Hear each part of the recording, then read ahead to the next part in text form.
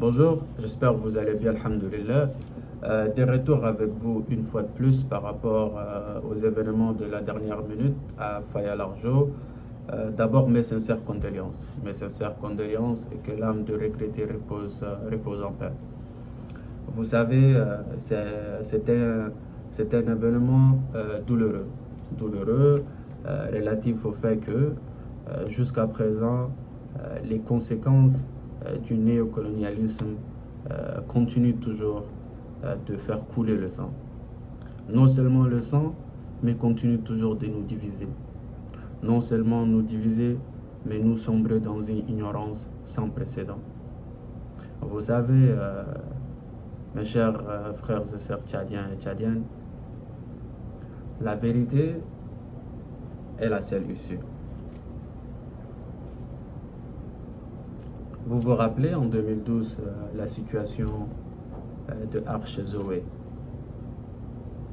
Des enfants tchadiens étaient victimes d'un complot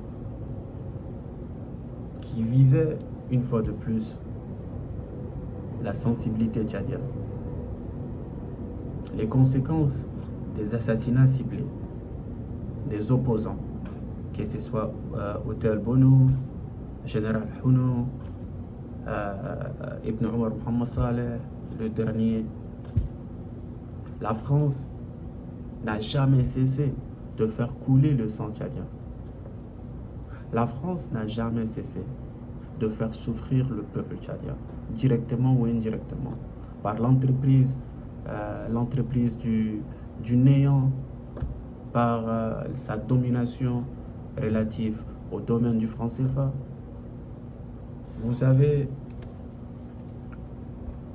un peuple divisé, un peuple ignorant ne pourra jamais, au grand jamais, parvenir à une issue, à un point de convergence.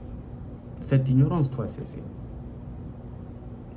Et c'est dû à cette division instrumentalisée qu'aujourd'hui les Tchadiens ne peuvent ni avancer, ni progresser, ni même pouvoir réfléchir à une issue adéquate à nos divergences.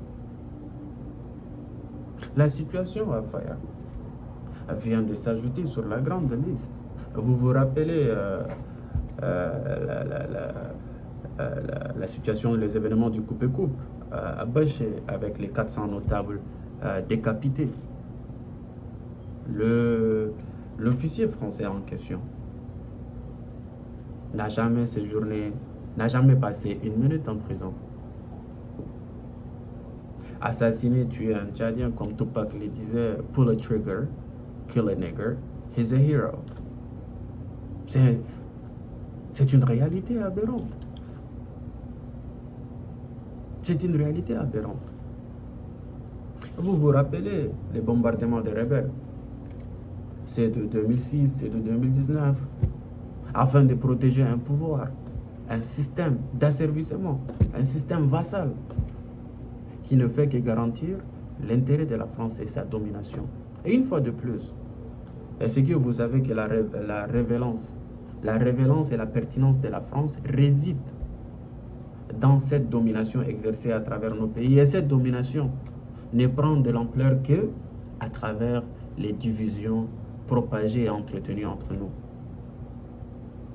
Sinon, comment se fait-il expliquer qu'au XXIe siècle, jusqu'à maintenant, l'an 2023, une force d'occupation illégale associée à un système tribal installé par elle continue toujours d'asservir le peuple tchadien, d'exploiter nos ressources, de nous diviser sur des bases religieuses, régionalistes, ethniques. Et aujourd'hui, à travers ce même système qu'ils ont installé, continue de servir leurs propres intérêts. Si le ministre de la Défense s'est excusé au nom du Tchad par rapport au dernier événement qui a humilié la France sur le plan international, ce n'est pas aujourd'hui ce système qui viendra défendre l'intérêt des Tchadiens. Et si ce même système a empêché, je dis bien a empêché, une investigation internationale et indépendante sur l'assassinat du président Idriss Déby ne saura jamais au grand jamais défendre l'intérêt des Tchadiens. Si ce système, installé, protégé par la France, a vu son ministre de Défense présenter des excuses, empêcher une enquête internationale sur l'assassinat du président et son père, ce système ne saura jamais défendre l'intérêt des Tchadiens. L'intérêt des Tchadiens, la défense de l'intérêt suprême, doit et sera défendu par les Tchadiens engagés. Et seulement à travers la solidarité et l'union. Sombrer dans le néant du néant n'est ni synonyme de progrès, ni synonyme de discernement. Cette ignorance doit cesser. Sortez en dehors de votre zone de confort. Oubliez l'aspect ethnique et religieux. Prenez ce qui vous avance. Ce qui avancera ces pays, ce qui sauvera ces pays. Ne vous limitez pas. Ne vous limitez pas. Dans votre confort à vous, dans un confort ignorant, dans un confort hypocrite et individuel. Cet égoïsme, cette politique paroissiale doit cesser. Revenons à nos normes, à nos normes de valeur. Cessons la division. Vous savez, il y a certains Tchadiens qui sont conditionnés à ne pas pouvoir voir en dehors de la France. Ils ont vécu dans le système néocolonialiste. Certains ont été nés dans la colonisation, pendant la colonisation.